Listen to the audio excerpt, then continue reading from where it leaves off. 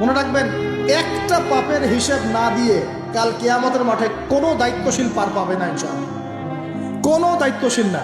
না, এই যে আমি লেকচার দিচ্ছি না, আল্লাহ পাক আমাকেও দাঁড় করাবেন, দাঁড় করায় বলবেন, তোমাকে আমি দিনের যে জ্ঞান দিয়েছিলাম সেই জ্ঞানের হক তুমি আদায় করেছো কিনা হিসাব দেওয়া। এই যে বড় বড় মুফাসসিরে কোরআন, মুফতি, মুহাদ্দিস বসাচ্ছেন, পাংখা দিয়ে বাতাস করছেন, হ্যাঁ, চা খাওয়াচ্ছেন, কফি খাওয়াচ্ছেন, এক একজনকে আল্লাহ পাক দাঁড় করাবেন, বলবেন কোরআন সুন্নাহর যে আমানত দিয়েছিলাম সে আমানতের সাথে কতটুকু তুমি হক আদায় করেছো হিসাব না দিয়ে পার পাবে না তুমি। ফাইজলামি মনে করেছেন নাকি দিনকে? ঠিক একইভাবে সমাজের, রাষ্ট্রের দায়িত্ব আল্লাহ পাক যাদেরকে দিয়েছেন এক একজন ব্যক্তিকে আল্লাহ পাক দাঁড় করাবেন, দাঁড় করে জিজ্ঞাসা করবেন কোন কোন জনগণের কোন কোন হক তুমি নষ্ট করেছো, কার কার হক দিয়েছো, কার কার দেও নাই, সবার সামনে হিসাব দাও, তারপর জন্ম দেবে। এত সহজ না, এত সহজ না। দুনিয়ার জীবনের প্রতিটা কাজের হিসাব আল্লাহর কাছে দিতে হবেই হবে, এটা গ্যারান্টি। এই প্রতিটা মেয়েকে আল্লাহ জিজ্ঞাসা করবেন, তোমাকে পর্দার বিধান দিয়েছিলাম, কেন পর্দা করো?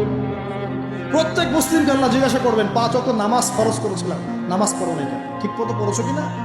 প্রত্যেক ধনীকে আল্লাহ জিজ্ঞাসা করবেন, দাঁড় করিয়ে করি এক একজন করে, একসাথে 10 জন না, একজন একজন একজন করে আসো, একজন করে। এই আব্দুল্লাহ তুমি আসো, এই আব্দুর রহমান তুমি আসো, এই ওবায়দুল্লাহ তুমি আসো, এই রহিম তুমি, আব্দুর রহিম তুমি আসো। এক একজন করে আল্লাহ ডাকবেন, বলো তোমাকে ধন দিয়েছিলাম, কি করেছো? বলো তোমাকে ইলম দিয়েছিলাম, হক আদায় করেছো কিনা? বলো তোমাকে ক্ষমতা দিয়েছিলাম, কি করেছো? আমি জানি না আর কিভাবে ওয়াজ নসিহত করলে মানুষের কলিজার মধ্যে ঢুকতে পারে, আমার জানা নাই। আমি সহ প্রতি ব্যক্তি এই বিচারের সম্মুখীন হবেই হবে ইনশাআল্লাহ। আল্লাহ পাক আমাদের সবার জন্য বিচারটা সহজ করুন এবং এই কথাগুলো বুঝে আল্লাহকে ভয় করার তৌফিক দান করুন। আমাদের আন্ডারে যারা আছে সবার হিসেব আমাকে দেওয়া লাগবেই। অতএব সমাজ থেকে দুর্নীতি বন্ধ করেন, পাচার হওয়া সব কালো টাকা সাদা করে নিয়ে আসেন, অপচয় কমান, দুর্নীতি কমান, এবং যারা জুলুম জালেম ওদের সাথে কোনো আপোষ করবেন না, সমাজে ন্যায় বিচার প্রতিষ্ঠা করার চেষ্টা করবেন।